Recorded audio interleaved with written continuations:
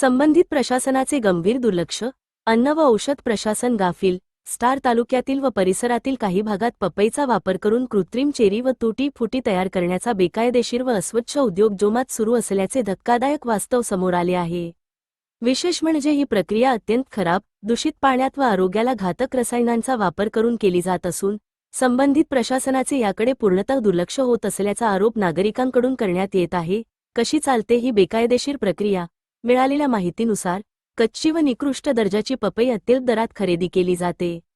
या पपईची सोललेली फळे घाणेरड्या ड्रममध्ये साचलेल्या पाण्यात किंवा नळजोड नसलेल्या ठिकाणी उकळली जातात.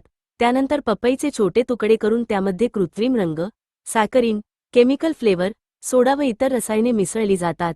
ही संपूर्ण प्रक्रिया प्लास्टिकच्या टाक्यांमध्ये उघड्या मोकळ्या जागेत माशा, कचरा व दुर्गंधीच्या वातावरणात केली जात असल्याचे चित्र दिसून येते. नंतर हाच पदार्थ चेरी, तुटी फुटी, फ्रूट बीट्स या नावाखाली बाजारात खुलेआम विक्रीसाठी पाठवला जातो.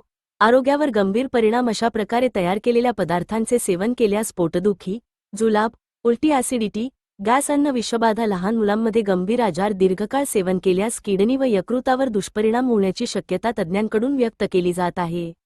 प्रशासनाचे अक्षम्य दुर्लक्ष. या गंभीर प्रकाराबाबत अन्न व औषध प्रशासन, FDA, नगरपालिका, आरोग्य विभाग व स्थानिक प्रशासन यांच्याकडून कोणतीही ठोस कारवाई होत नसल्याचा आरोप नागरिक करत आहेत.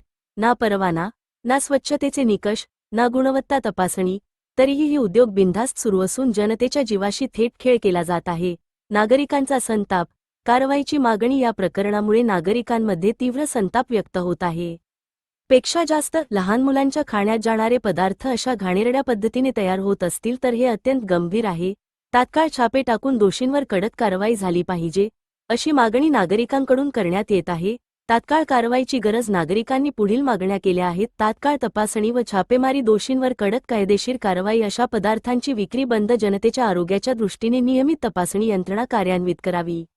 आता तरी संबंधित प्रशासन जागे होणार का, की एखादी मोठी दुर्घटना घडल्यावरच हालचाल होणार, असा प्रश्न नागरिक उपस्थित करत आहेत.